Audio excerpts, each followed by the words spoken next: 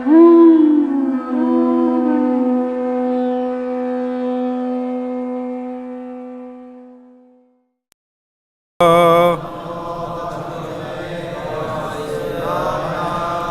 Namo Bhagavate Vasudevaya.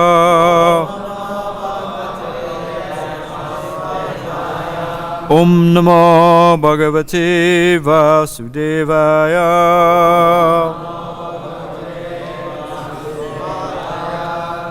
Krishna Sadamo Bhagate Dhammaganadi Bisaha Kalnada Sadashamesha Parano Kodadodita Narana Namaskritcha Naram Shaivam Narotama Devim Sarasatim Vyasam Tato Jayam Udirayat.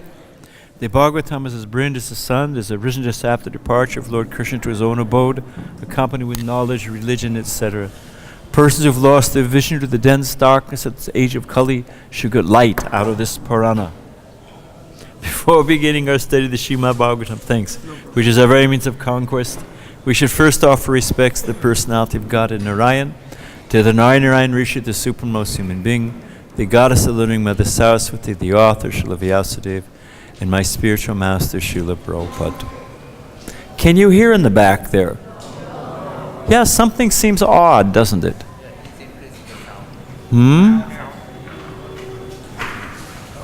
Is our sound man here, or he can't hear us? Can you hear us in the back now? It's okay? Okay. So, we are reading from the 7th canto, 9th chapter. This is verse 10.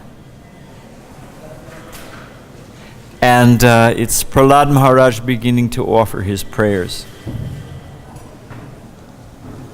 I guess we'll do it this way. Viprād, dvi-ṣaḍ-guṇa-yutād, aravinda-nābha, pādāravinda-vimukhāt, śva-pacam, variṣṭham, manye, tad-arpita-mano-vacanehitārtha, prāṇaṁ, punāti, sa kulam na tu bhūrimānaḥ, viprād dvi-ṣaḍ-guṇa-yutād aravinda-nābha,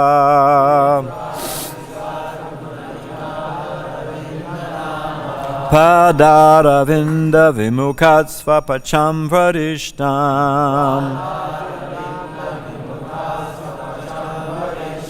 manye tad-arpita-mano-vacanehitārtha,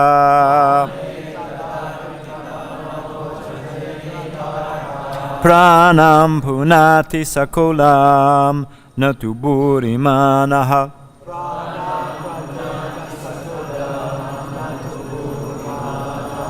Viprād dvi-ṣaṭ-guṇa-yutād aravinda-nābha,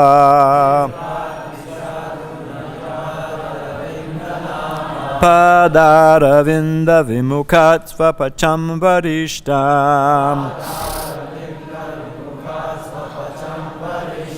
manye tad-arpita-mano-vacanehitārtha,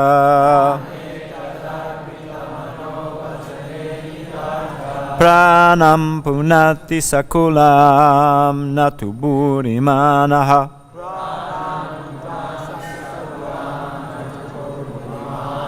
Viprād dvi-ṣaṭ-guṇa-yutād aravinda-nābha,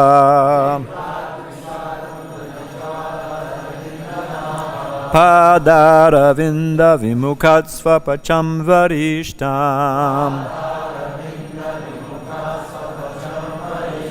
manye tad-arpita-mano-vacanehitārtha, prāṇaṁ punāti kulam na tu bhūrimānaḥ.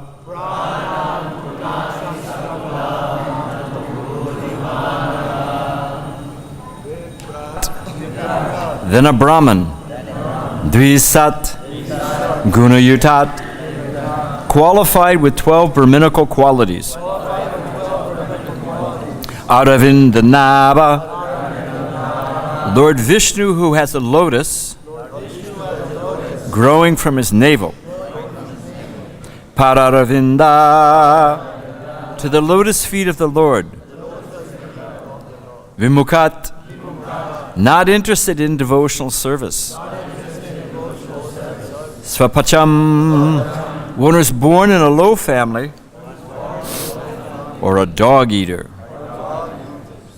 Variṣṭham, more glorious. Manye, I consider. Tad-arpita, surrendered unto the lotus feet of the Lord. Manaḥ, his mind. Vacana, words. īhita, every endeavor. Artha, wealth. prāṇaṁ, and life.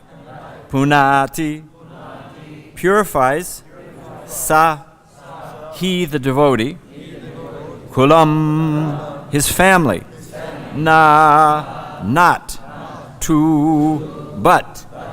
Bhūrimānaḥ, one who falsely thinks himself in a prestigious position. And the translation. If a Brahman has all 12 brahminical qualifications, as they are stated in the book called Sanat-sujata, but he is not a devotee and is averse to the lotus feet of the Lord, he is certainly lower than a devotee who is a dog eater, but who has dedicated everything, mind, words, activities, wealth, and life to the Supreme Lord. Such a devotee is better than such a Brahman because a devotee can purify his whole family, whereas the so-called Brahman, in a position of false prestige, cannot even purify himself. Also, you say, if a Brahman has all 12 of the brahminical qualifications, as they are stated in the book called Sanat-sujata, but is not a devotee, and is adverse to the lotus feet of the Lord, he is certainly lower than a devotee who is a dog eater. Doesn't mean the devotee is still a dog eater. It means come from a dog eater family. But who has dedicated everything. Mind, words, activities, wealth, and life to the Supreme Lord.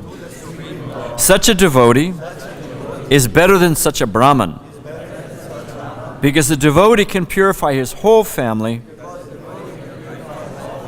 whereas the so-called Brahman, in a false position of prestige, cannot purify even himself. Here is the statement by Prahlad Maharaj, one of the 12 authorities, Mahajans, regarding the distinction between a devotee and a Brahman expert in karma kanda, or Vedic ritualistic ceremonies. There are 4 varnas and 4 ashrams which divide human society, but the central principle is to become a first-class pure devotee. It is said in the Hari Bhakta Sudodaya, Bhagavad Bhakti Hinasya Jaitam Shastram Japastapa Aprasanaisya Vedehasya Mandanam Loka Ranjanam. If one is born in a high family like that of a Brahman, Kshatriya, or Vaishya, but is not a devotee of the Lord, all his good qualifications as a Brahman, Kshatriya, or Vaishya are null and void. Indeed, they are considered to be decorations of a dead body. In this verse, Prahlad Maharaj speaks of the Vipras, the learned Brahmins. The learned Brahman is considered best among the divisions of Brahman, Kshatriya, and Vaishya. But a devotee born in a low Chandala family is better than such a Brahman, not to speak of the Kshatriya, Vaishya, and others. A devotee is better than anyone, for he is in the transcendental position on Brahman platform. Mam chayo vyabacharena bhakti yogena sevata sagunan samatit yaitam brahmabhuyaya kalpate. one who engages in full devotional service, who does not fall down under any circumstances, at once transcends the modes of material nature and thus comes to the level of Brahman. Bhagavad Gita 14:26. The 12 qualities of a first-class Brahmin, as stated in the book called Sanat Sujat, are as follows. Janam cha satyam chandama shutam cha yam ritsayam rishitikshana suya yagyas chadanam chadriti samascha mahavrata dvadasa brahmanasya. The European and American devotees in the Krishna consciousness movement are sometimes accepted as Brahmins, but the so-called caste Brahmins are very much envious of them. In answer to such envy, Prahlad Maharaj says that one who has been born in a Brahmana family but is falsely proud of his prestigious position cannot even purify himself, not to speak of his family. Whereas if a Chandala, a low-born person, is a devotee and is fully surrendered under the lotus feet of the Lord, he can purify his entire family. We've had an actual experience of how Americans and Europeans, because of their full Krishna consciousness, have purified their whole families. So much so that a mother of a devotee, at the time of her death, inquired about Krishna with her last breath. Therefore, it is theoretically true and has been practically proven the devotee can give the best service to his family, his community, his society, and his nation. The foolish accuse a devotee of following the principle of escapism. But actually the fact is the devotee is the right person to elevate his family. A devotee engages everything in the service of the Lord, and therefore he's always exalted. Om Ganata Marandasya Gyana Gana Salakaya Jakshushir Militan Gina Tazuri Shri Gurave Namaha. First we should say that today is the appearance or disappearance? Disappearance. They say the disappearance is the more auspicious of the two, if we were measuring these things, because they've manifest their pastimes. So Kaliya Krishna, I could not find much in Chaitanya Charitamrita, but he is a great devotee coming from Lord Nityananda's camp and an eternal cowherd boy. So there it is. I did want to mention before we start the body of the class a quick story. I actually heard Prabhupada narrate this. You take it as you like. But it's an Ekadasi story. This is from 1970 in Los Angeles. And Prabhupada told this story about Ekadasi, the potency of Ekadasi. Prabhupada said, I was sitting right there. I'm just telling it as Prabhupada told it. Prabhupada said he had a Muslim friend. And his Muslim friend would sometimes go to his house. Prabhupada would host him for lunch. So they set up a date that the Muslim friend was going to come to Prabhupada's house and have lunch. And after they'd settled the date and the man went away, Prabhupada thought, it's Ekadasi. I forgot that day is Ekadasi. So what to do? And before cell phones and WhatsApp and all that business, Prabhupada had no way of contacting the man. So Prabhupada thought, well, what to do?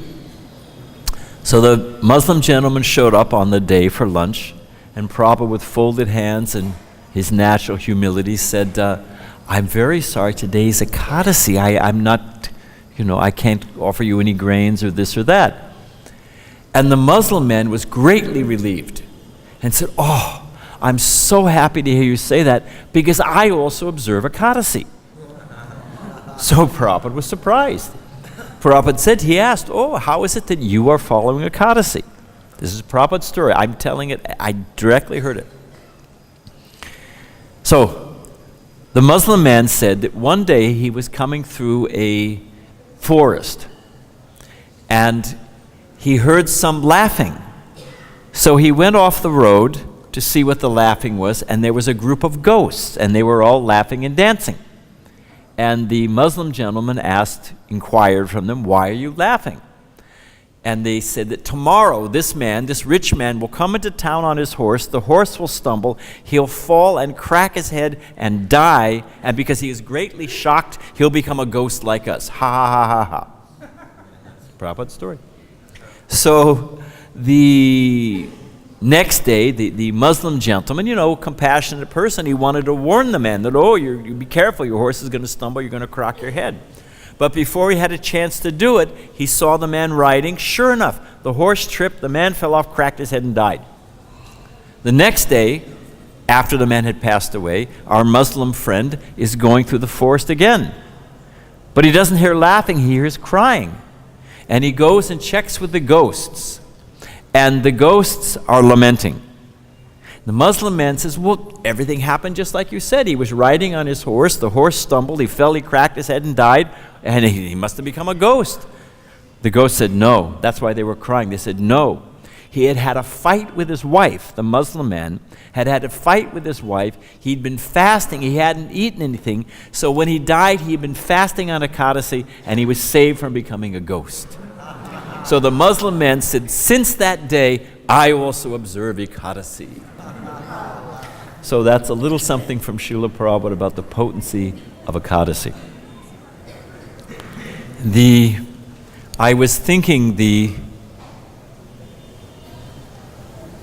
there's the famous talk, which later became a booklet, by Srila Bhaktisiddhanta Saraswati Thakur. And he talks, sounds like the sound man is still active. He talks about he was invited, as I recall, to speak about Brahmins, or I forget exactly how it worked.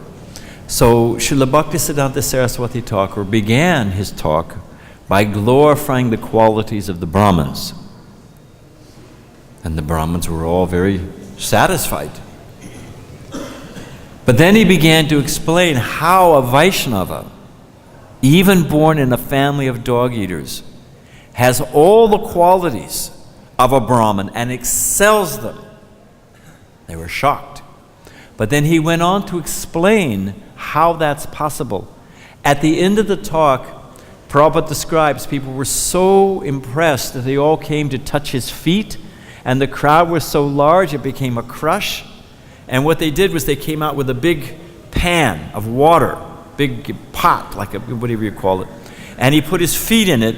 Srila Bhaktisiddhanta Saraswati put his feet in the water, and then he sprinkled the water on the crowd, and this way the crowd was pacified.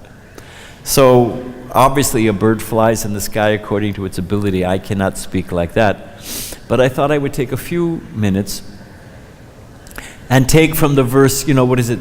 Samodamastapasocham. Krishna in the Gita gives the qualities of a Brahman.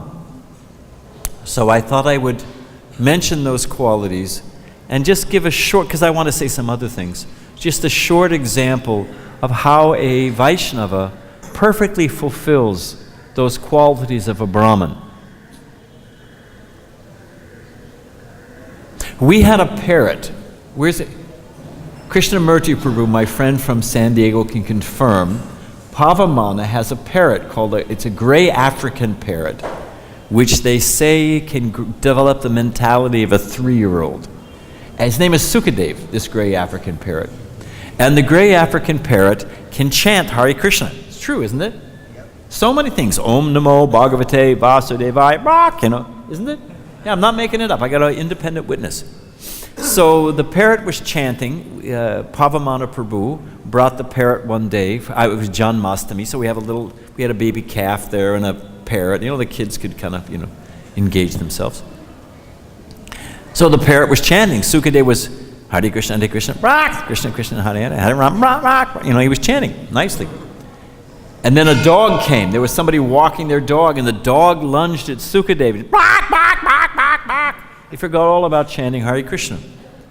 So only when the heart is completely cleansed, only when one has become fearless at the lotus feet of the Supreme Lord, can one actually sustain the qualities of a Brahman.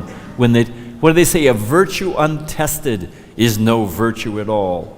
I can be a celibate on a desert island. I can say, I eat only coconuts.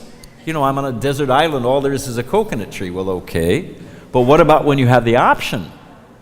So a Vaishnava, because his heart is completely cleansed and he's fully surrendered to Krishna, has all the qualities of a Brahman, fixed and firm. Jai Shri Shri Krishna Balaram Jai Shri Shri Gaura-Nitāya Jai Shri. So just quickly, because we do want to say some other things. One of those first qualities listed in the Gita is sama, or peacefulness. And if you think about it, there's the different symptoms of surrender. And one of them is always expecting the mercy of the Lord. One feels fully protected. I mean, we have the example right here of Prahlad Maharaj. How could you be in a more stressful, dangerous condition than Prahlad Maharaj? But he's completely, in fact, he's praying for his father. How to deliver his father. This is how he's thinking. So because of that, being fearless at the lotus feet of the Lord, fully convinced. Is he in this pillar? Prahlad said, definitely, Krishna is everywhere. Certainly he's in the pillar. Sometimes they say, if I heard Prabhupada answer one time, somebody said, well, if God is everywhere, why go to the temple? Prabhupada said, if God is everywhere, he's not in the temple. Prabhupada said, water is everywhere. We're off the track, but it's okay. Water is everywhere, right? Humidity, you can get the humidity factor, how much moisture is in the air. So Prabhupada said, when you drink water, when you're thirsty, do you go, drink the air? Prabhupada said, you go to the faucet where it's concentrated. So Prabhupada said, we go to the temple, the deity is there, it's very easy, he's concentrated, Krishna. But Prahlad knew he was fearless because Krishna is everywhere. Prabhupada gives it as the peace formula. Suhridam sarvabhutanam, one who knows Krishna is my friend. Prabhupada was at the zoo in Calcutta. The small boy was holding on the hand of his father. Big Bengal tiger was there. Twice. Let's see if we can go for 3. Stay there, Prabhu, we may need you again. There's a design flaw here in this. It's actually the flaw was in me. Anyway, the little boy was holding the hand of his father and roaring at the Bengal tiger, and the tiger was roaring back. So probably, anyone knows, on a 1-to-1 ratio, who you're going to bet on, the Bengal tiger or the little boy. I mean, the little boy's a snack item for the Bengal tiger. It's not even a main course. He's just an hors d'oeuvre, So, but because he had a hold of his father, he was feeling fearless. A devotee asked Prabhupada, Hari Falas told me this, that he asked Prabhupada, if devotees are fearless, why do they wear seatbelts? Because Prabhupada told him, wear their seatbelt, So, if a devotee is fearless, why wear a seatbelt? Prabhupada said, devotees are fearless, but we're not fools. So a devotee is fearless, but don't take advantage. But we have that quiet confidence that we have our Krishna, We have that quiet. So devotee is genuinely peaceful. He's not like Sukadev, when some danger, bark, bark, bark, he forgets everything.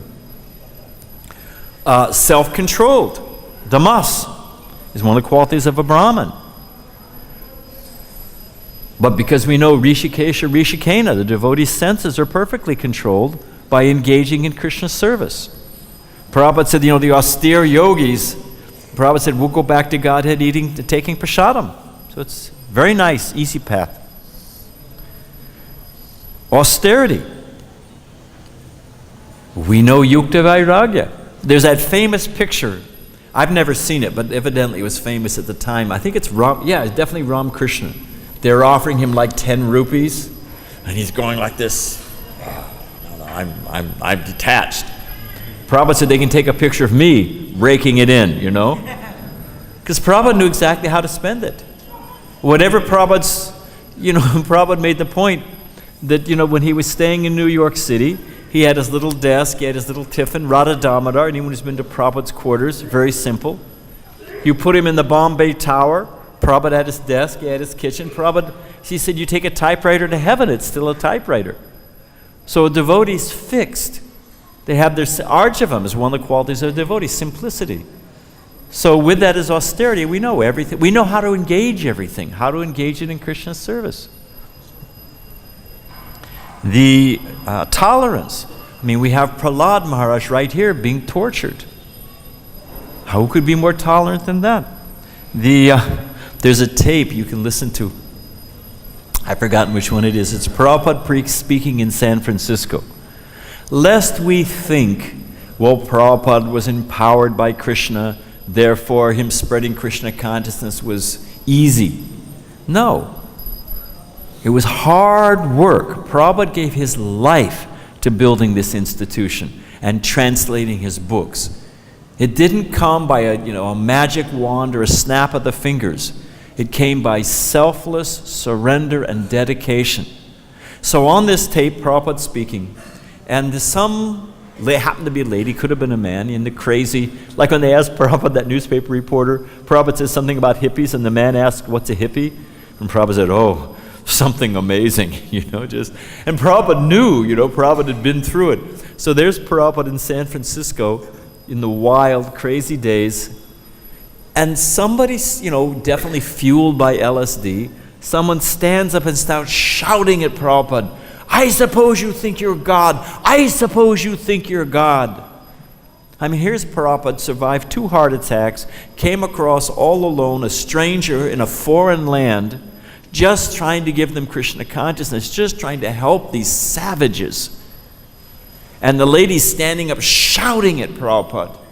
And you hear Prabhupada say quietly to himself, Prabhupada says, it is the darkest of darkness. So what to speak of mercy, but such tolerance that in spite of Mukunda Maharaj, and every time he tells the story, if you ask him, every time he's ever told the story, he's done the same thing. He hits it. What was he thinking? He says that Prabhupada used to stand in line to use the bathroom at 26 2nd Avenue. And he remembers cutting in front of Prabhupada with his suchi kit, saying, I'll be just a minute, Swami, and cutting in front of Prabhupada. What was I thinking, But Prabhupada, when Prabhupada was in LA, they took him to Prabhupada had a toothache. He went to the dentist. And so Dayananda asked Prabhupada, did it hurt? Prabhupada said, we're tolerant. So devotees, we're tolerant because we know there's the man, Rabindra Sarup tells the story, but the man who stood up and was shouting at, it's a whole long story, the man was shouting at Prabhupada. Finally, Brahmananda said, I think you better leave now, and gave the guy the heave-ho, And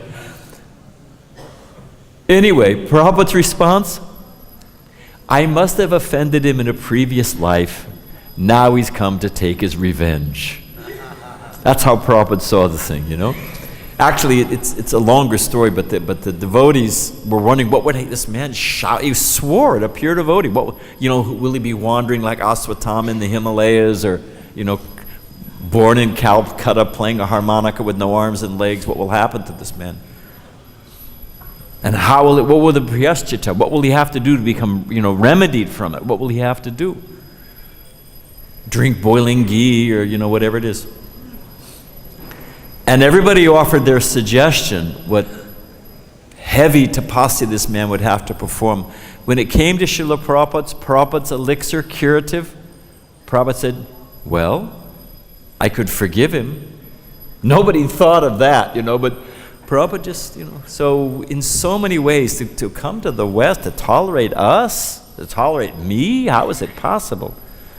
So we can see how a devotee, perfectly tolerant.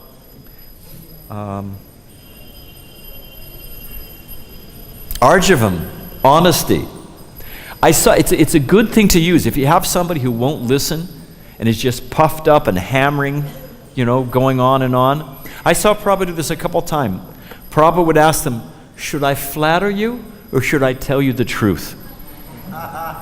Think about it, because the person will, any normal person, of course we have plenty of abnormal people, but any normal person will say, oh, tell me the truth. Well, then they've opened the door and you can let them have it, Just like the first thing Krishna says to Arjuna, when Arjuna actually surrenders. Now I'm a soul surrendered to you, please instruct me. Immediately Krishna calls him a fool. First, right off the bat. Says you're lamenting for that, a wise person, a person in knowledge doesn't lament for. So, devotee speaks the truth. I was in the room one time. Prabhupada said it's a special dispensation for old men and little children. They can go anywhere and say anything. So Prabhupada said, I can say this, you cannot. So unless you're as pure as Srila Prabhupada, you may lose your teeth. But Prabhupada said to this man, the man said, this is all brainwashing. Prabhupada said, if the brain is dirty, shouldn't you wash it? And then Prabhupada doubled down. Prabhupada said, actually get a brain, then we'll wash it. The man said, I have a brain. Prabhupada said, if you have a brain, it's cow dung. Now, we can't do that, you know. I don't recommend this as a book distribution technique. But a devotee speaks the truth. We're not this body. You're not the big whoever you think you are. You know, you're never going to be happy in this world.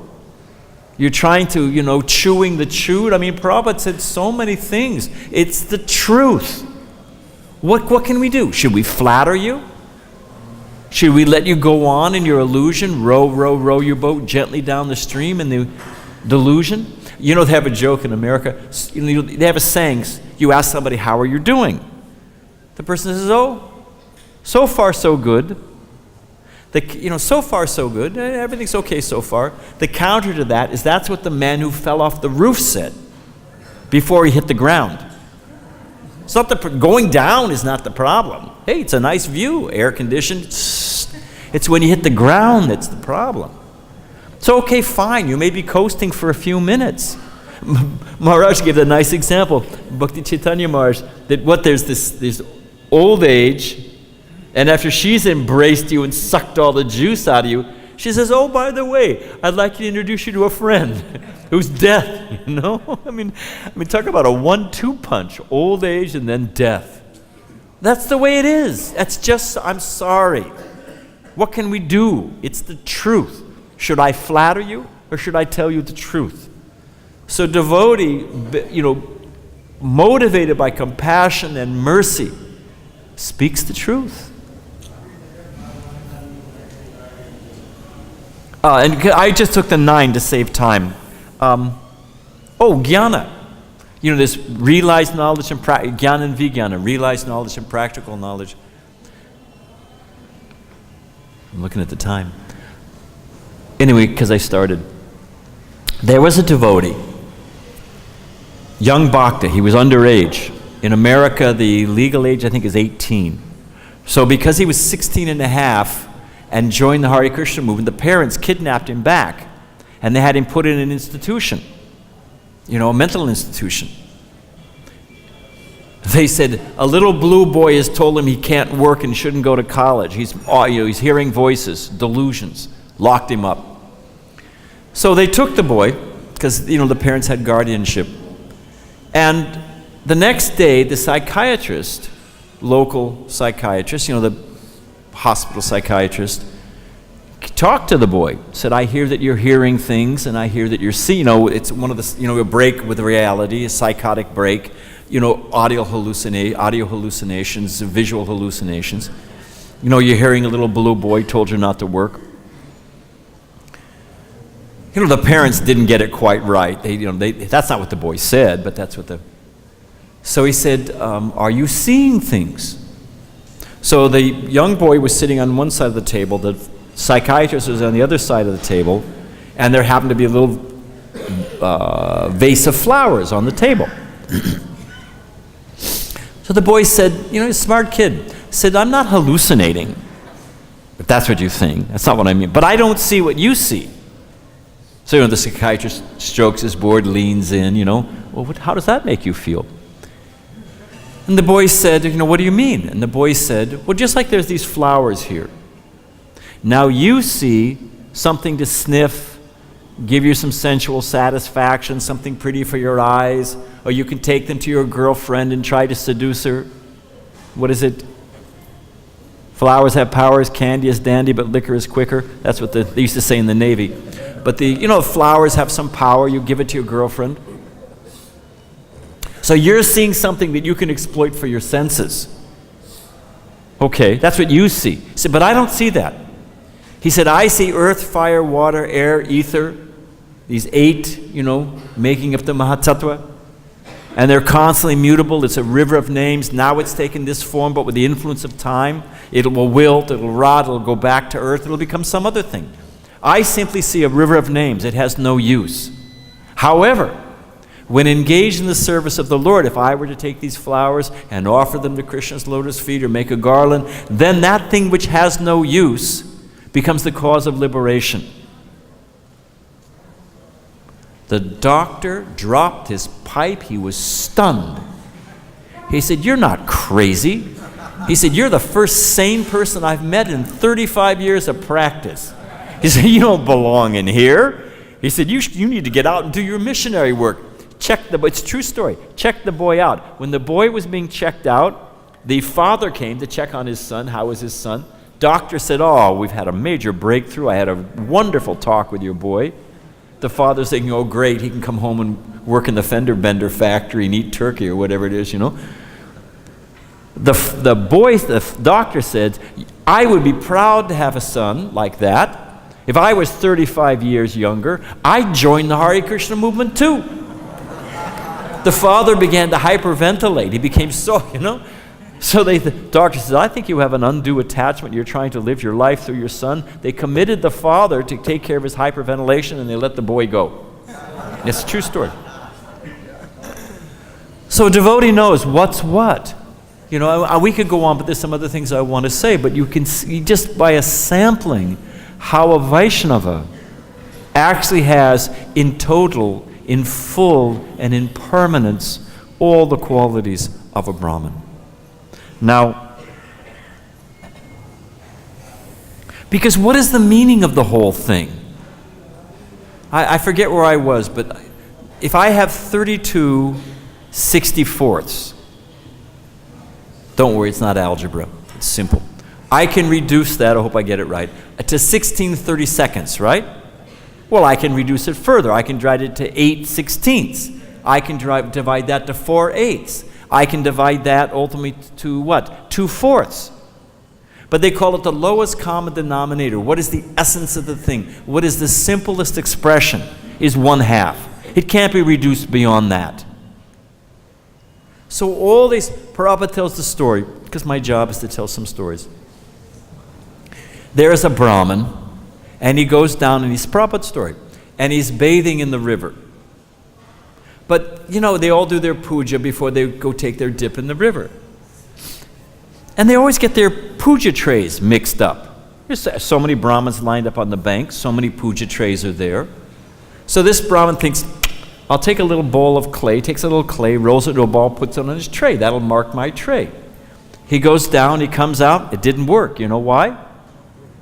All the other Brahmins had made a little ball of clay and put it on. They thought, oh, he knows some special shastra, some special puja thing. So they all wanted to imitate. They all made a ball of clay.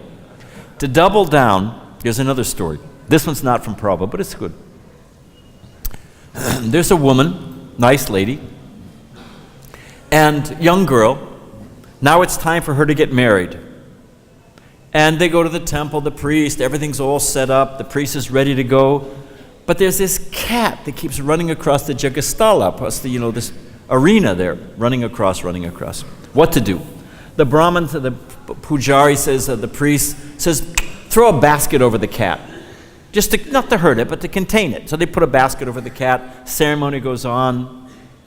The young girl grows up, such a happy marriage, nice children, everything works out great. So now it's time for her daughter to get married. So she thought, well, let me duplicate the same formula. They go to the same temple, same astrologer, same priest. Everything gets laid out the same way. They're just ready to go. Priest says, okay, we're ready to start. The young girl who became the mother says, no, there needs to be a cat in the basket. So that becomes part of the ceremony. There always has to be a cat in the basket. So people are doing things, but why? What is the essence of the thing? If you're drawing a free-form drawing and you want to go from point A to point B, you look at point B. You don't watch because you wobble. If you know where you're going. So it's called the either-or question in philosophy. Either-or. In theology, I should say. The either-or question. Either there is God, either this world happened by chance or not. It's A or B. It can't be both. Either it happened by design or it happened by chance. Now, we don't have time to go into it, but there's 1,000 reasons why it didn't happen by chance, and there's every logical reason why it happened by design. Now, if it happened by design, that means there's intelligence, isn't it? What does it mean, design? Design means designer. Whether form or formless, that's another issue. But intelligence has to be there. Now we could get into it. Where there is intelligence, there has to be activity. Ultimately, we'll come to form and to rasa. That's a whole other discussion. But the point is, if there's a designer with intelligence behind it, then there's a purpose behind this world.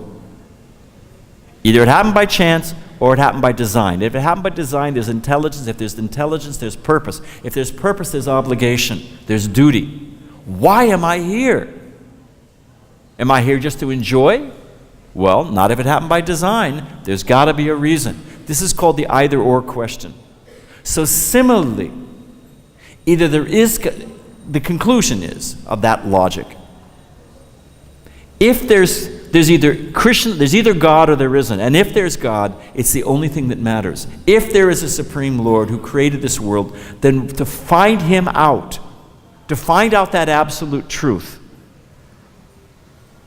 And first step in God realization, there's a sense of dependence. From dependence, just like they say Mother Earth, because the earth is supplying everything. My mother nurses you. One's mother, it's the Adi Guru. There's a natural love of the child for the mother. So from obligation comes a sense of duty. From duty ultimately comes love. So the conclusion is, it's the only question in life. What is it? Two paths diverged in the forest.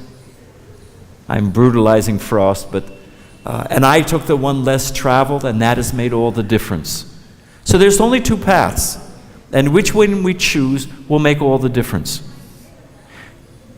If there's Krishna, if there's a Supreme, if there's an intelligence, order, design, purpose, then finding that out and surrendering it to it is the only question that matters. Everything else is a complete waste of time, foolishness. So a devotee understands that. That's the cornerstone, the bedrock of the thing. I'm just thinking of the time.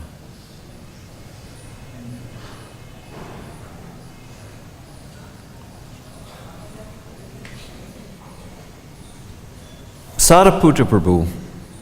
I've told this joke before, but it gives me a chance to remember my friend Sariputra. Because the point is, what are they proud of? There's a whole, Prabhupada was walking in Chicago, Lakeshore Park. It's a beautiful park, Evanston. And you can look down Lake Michigan, and at the end, you see the skyline of Chicago. This is Sandberg, the poet. But Chicago, the stacker of wheat, the city that works, so many things, Second city of America, it's the, broad-shouldered. So Prabhupada looked down this lake, and you can see the skyline, of the Chicago. Prabhupada looked down, how Prabhupada would cock his head back in that aristocratic way and sight. Prabhupada looked down and Prabhupada said, "They are simply stacking stones. And Maya will come and kick it all down." Like children, they build a little sand castle. I mean, anyone who was at the beach, I know I did with my brothers and sisters, we were all playing, we make a little, you get a little seaweed, they call it, and you make a little crown, and you're the king, and there's the prince, and you make the sand castle. Many times we'd be so absorbed we wouldn't notice. The tide would shift, the waves would come in and wash the whole thing away. So in the same way with the tide of time, all of your big skyscrapers, it'll all be washed away with the sky of time, with the change of tide of time. So what are they so proud of? Everybody's, I've got my big this, big that. Sariputra's joke. Because they have not gone to the root of the thing. So Sariputra's joke, man comes home at night, and he sees his friend, his neighbor, and his neighbor, house is here, street is here, street lights are along the street. He sees his neighbor underneath the street light out by the street on all fours looking for something. So, it's a natural thing. He's compassionate. He comes up to his neighbor. He says, "What are you looking for?" When the guy responds, the man can understand he's completely drunk. What did they say? Drunk as a skunk? Pickled to the gills, so many things. You know that when people are drunk, they have that nasty odor? The guy was drunk. So the drunk explained that I was up by my house trying to open my door and I dropped my keys. I'm trying to find my keys.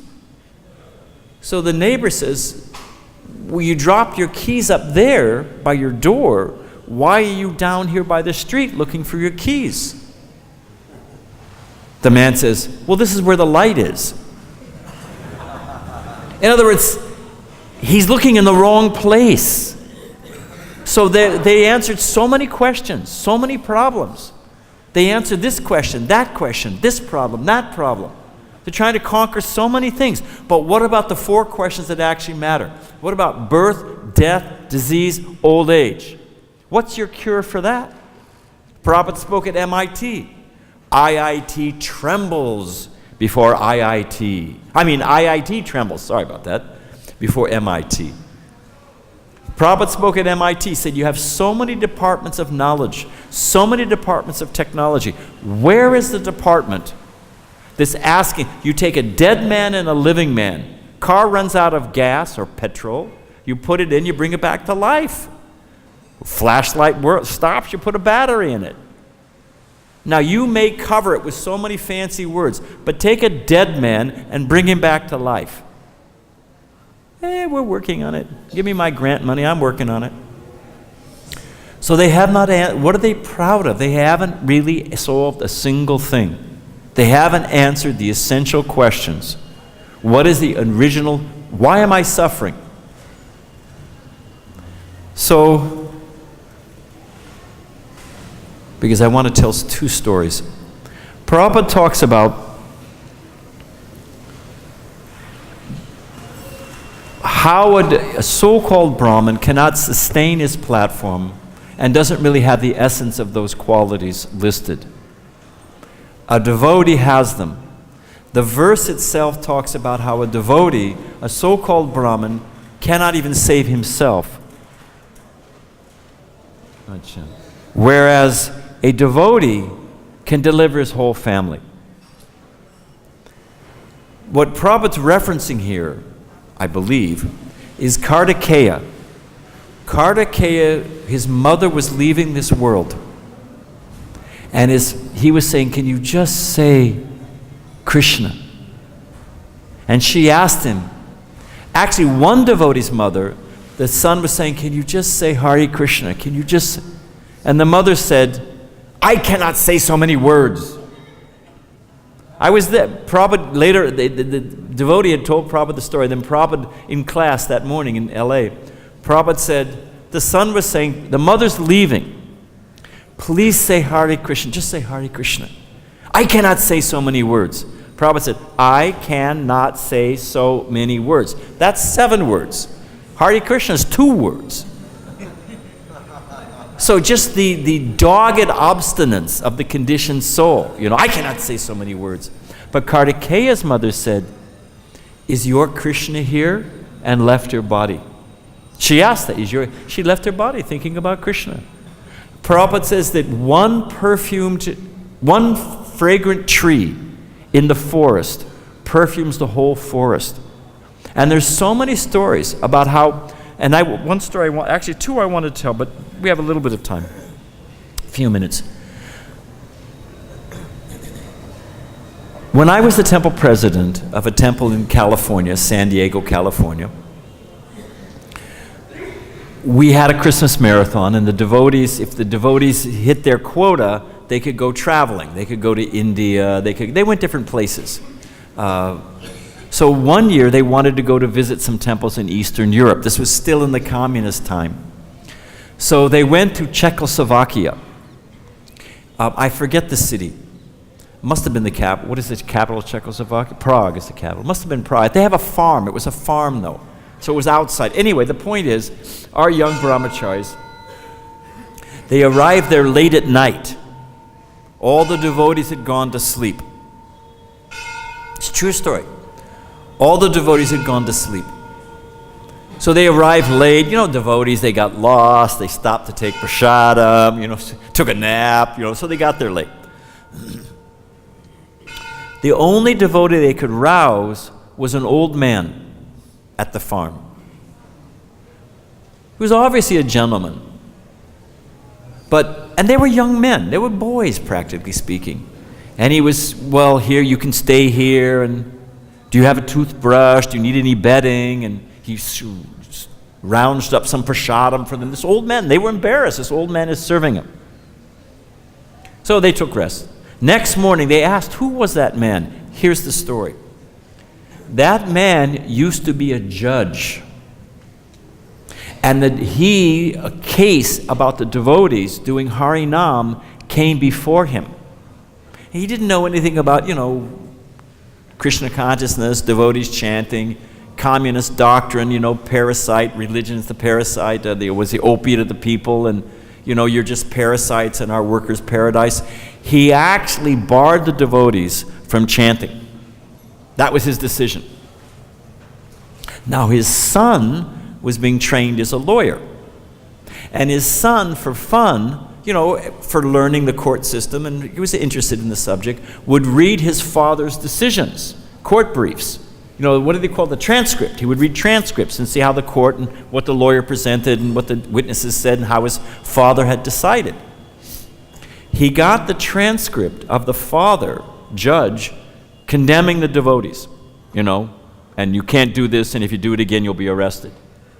And when he read the transcript of the devotees explaining what they were doing, the holy name and how everyone's in darkness and the Krishna Surya lightens within the heart and how this is the best welfare work, the boy became convinced, found out the devotees, got a Bhagavad Gita, and became a devotee.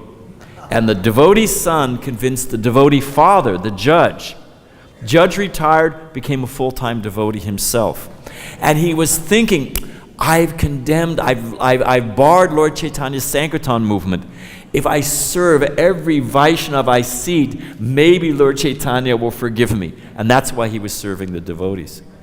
So the boy delivered the father. And there's so many, we don't have time, but there's so many examples of this. What is it, Prabhupada said? The child becomes father to the man. So what to speak of saving himself? Can save anyone. Anyone, you know. I wanted to say about the purity of heart by Krishna's grace, just a few minutes, because I want to tell one last story and we'll be done. Bhakti Chaitanya Maharaj was making a very nice point that how whatever your qualifications, material qualifications, that does not, why Krishna's the master of mystics. He's you know, Sarva Loka Maheshwaram. He's impressed that you give a little gold, or he's impressed that you've got some mystic power. He's impressed that you're Donald Trump and dancing like a dog in the White House for a flash of time. Why? Krishna's not impressed by these things. All the devas offered their prayers, including Lord Brahma, and could not satisfy Lord Nrsingadev. Little Prahlad, with pure devotion, with no motivation, completely satisfied Lord Nrsingadev. So it is a message of hope. It is a message of encouragement. It doesn't matter who I am. It doesn't matter what I was. It doesn't matter that I'm a bonehead. It doesn't, you know, that's an American saying. It doesn't matter that I'm not so smart. If I just surrender and try to serve Krishna, that will please Krishna. It doesn't require any material qualification. It requires utsaha, nischaya daryat, enthusiasm, patience, and determination. And we can all muster that. Like patram pushpam palam toyam, who can't do that? So we can all muster, we can all rouse a little enthusiasm, a little determination, and patience. That qualification everyone has, they're born with. So give that to Krishna, and Krishna is completely pleased. Two last stories and we'll be done. The purity of devotional service and how it is a message of hope and encouragement. That yes, what is it? What is it, Obama? Yes we can. Well, no you can't. Sorry. You can't conquer birth, death, and old age. But yes, you can. You can take up devotional service. You can become a pure devotee. We can become pure devotees of Krishna and go back to Godhead and get out of this world. Yes, we can. That's the real meaning of that purport. That's saying. So, Tamal Krishna Maharaj told me that Jayananda Prabhu, certified by Prabhupada, Mr. Ratha Yatra, anyone who knew him loved him. That's just, isn't it? And you know Jayananda, you just, you felt protected, and Prabhupada certified ISKCON saint. When he went to get his Gayatri mantra from Srila Prabhupada, he was nervous. He was a smart guy, graduated from, Cal State, whatever it is, San Jose. Smart guy. But he got, you've seen devotees, they forget the regular principles, probably one of the four regular, they just blank out, how many rounds are you to chant, they can't even remember their name, It happens. So he got nervous. And then he couldn't remember the counting, the string got all tangled up, you could just imagine, just a ball of, Tamal Krishna Maharaj told me this. Prabhupada said, "You're hopeless." He said, "You're hopeless." And then Prabhupada said, "But you're so sincere, anything you chant, Krishna will accept." So certifying Jaina, but because of bhakti. This is the last story, I promise we'll finish, but how anyone's qualified, anyone can please Krishna. And everything else you've got does not matter. What does it describe in the Bhagavatam? How a big jewel, big turban, is just a death knell on one's head. When the Titanic sank, the unsinkable Titanic, which the material nature was more than willing to accept the challenge and sunk on its maiden voyage, the arrogance of the conditioned souls. She was in the Astor family, very wealthy family, American family. When she actually was trying to get into one of the boats, she wouldn't take all of her jewels off.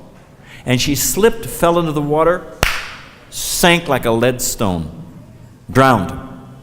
So whatever we've got in this world, it just weights us down and we will sink in the ocean of birth and death. But a little bhakti. So, last story, we'll be done. Prabhupada came to Detroit, and anyone who was there knows that, anyone within driving distance or, every temple president east of the Mississippi River came to Detroit. And they all wanted to, out of love, I'm not diminishing at all, out of love and desire to please Srila Prabhupada, one devotee flew in plumeria, frangipani from Hawaii to make a beautiful big freight. Another devotee flew in roses from Costa Rica. Another devotee flew in gardenia flowers from, So you've seen those pictures, Prabhupada's covered with all those garlands. It was like one of that. All the devotees, temple presidents, were offering these big garlands to Prabhupada, was just covered with garlands. Now the New Vrindavan devotees, I'll say it, Kirtanananda was tight. Prabhupada's definition of someone who's tight with money, Prabhupada said he knew an oil merchant. And in his shop he had so many mustard oil, sesame oil, so many oils. Prabhupada said if a fly fell in one of the vats of oil, the man would pick up the fly, squeeze off the oil, and throw the fly away. That's tight. That's Prabhupada's example of someone. So the treasurer in New Vrindavan didn't give the devotees any money. So they were driving from New Vrindavan, it's about a 6-hour drive, whatever, from New Vrindavan to Detroit. So they were unaware of this festival of God, what everyone else was organizing. So they just picked whatever they saw along. They had no money. So they just picked, whatever flowers, wildflowers they call them in America, that were growing along the side of the road.